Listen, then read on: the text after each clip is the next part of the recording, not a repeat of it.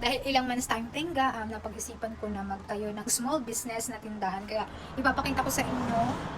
Ayan, nakaisip tayo ng business dahil sa hindi tayo pagbablog, kung ano mga tumatakbo sa isipan natin. Kaya ipapakita ko sa inyo. Let's go!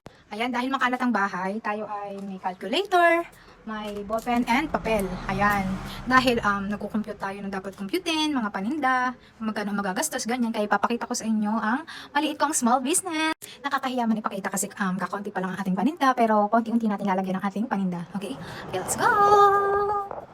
Okay, ayan. Ayan, paubos na ang Lucky Me, diba? Kahapon lang tayo kaka-open, pero paubos na yung Lucky Me. Ayan na nga, iba talaga ang nagagawa ng boring. Yan.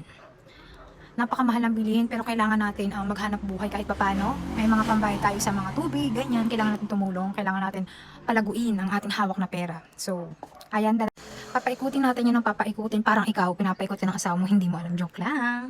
Uy, joke lang, baka maniwala ka. So, ayan, hindi pa yun yung final. Dadagdagan at dadagdagan natin yan. Alam mo sa buhay, pag nagtitinda ka, huwag mo iisipin, huwag kang paghihinaan ng loob, may bibili at bibili din yan. Basta may naniniwalang isa, tuloy lang ang laban, ganun. So, ayan, laban lang tayo. Kahit napakamahal ang bilihin, ganun talaga ang buhay. Alam niyo naman, sa pagtitinda din, hindi naman maiiwasan na talaga namang may araw na malakas, may araw na mahina, ganun talaga. Ang pagtitinda, tsaga-tsaga lang yan. Laksan lang ang loob, araw-araw, lumaban ng patas. Okay, pasamantala muna dito sa cabinet ang ating sa divider. Pasamantala dito muna ang ating mga paninda kasi hindi pa tayo nakakapagpagawa ng totally lagayan ng ating mga paninda. So makikita nyo naman, ayan. Ipapakita ko sa inyo pag may mga lagayan na ako. Okay?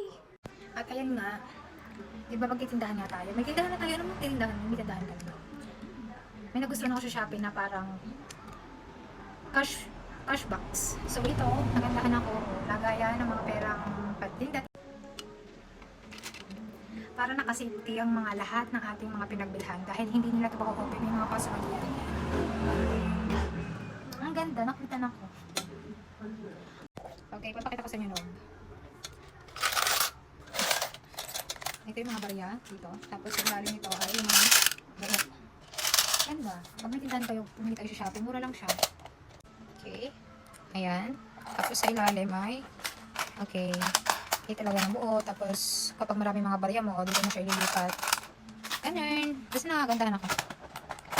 Ganda.